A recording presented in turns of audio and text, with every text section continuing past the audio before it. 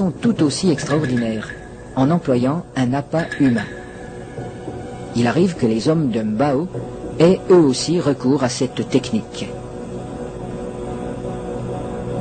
Naina, le chef pisteur, va introduire une jambe dans le terrier et la fera avaler volontairement par le python.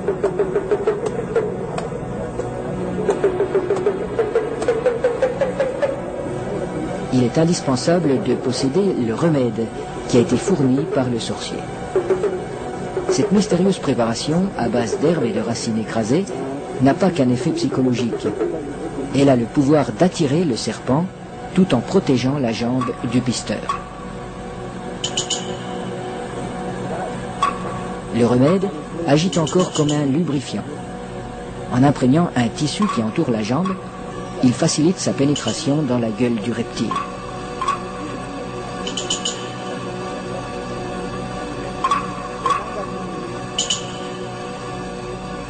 La jambe appât restera en principe intacte, car le python avale simplement cette proie qui vient à lui. À peine sera-t-elle attaquée superficiellement par les sucs digestifs.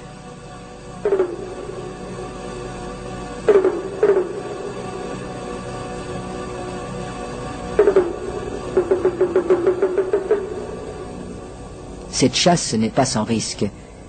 Un python particulièrement puissant pourrait entraîner l'homme dans son repère. La jambe restée à l'extérieur limite ce danger, mais le pisteur court le risque d'être désarticulé.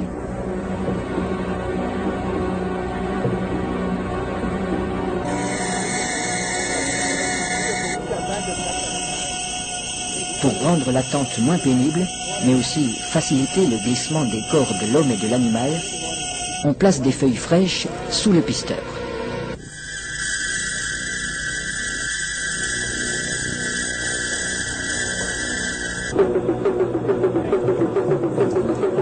Sa jambe est déjà avalée au-delà du genou quand il commande qu'on le tire en arrière.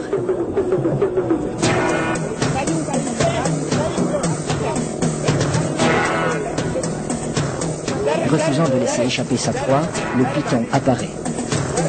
Les aides tirent de façon irrégulière. Il secoue le python pour l'empêcher de trouver un point d'appui. Le pisteur relève son pied à angle droit pour ferrer le serpent, à la manière d'un hameçon. L'animal se sent piégé, mais il ne peut plus lâcher la jambe. Le python est maintenu allongé. Il faut éviter qu'il ne s'enroule. Cette position lui enlève une grande part de sa force. Pour dégager sa jambe, Naina déchire la gueule du python au couteau.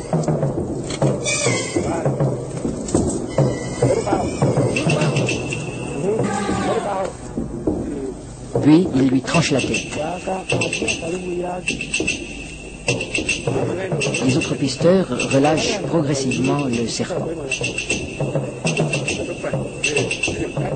Dans un premier temps, le corps décapité reste inerte. Puis apparaissent des ondulations nerveuses de plus en plus puissantes.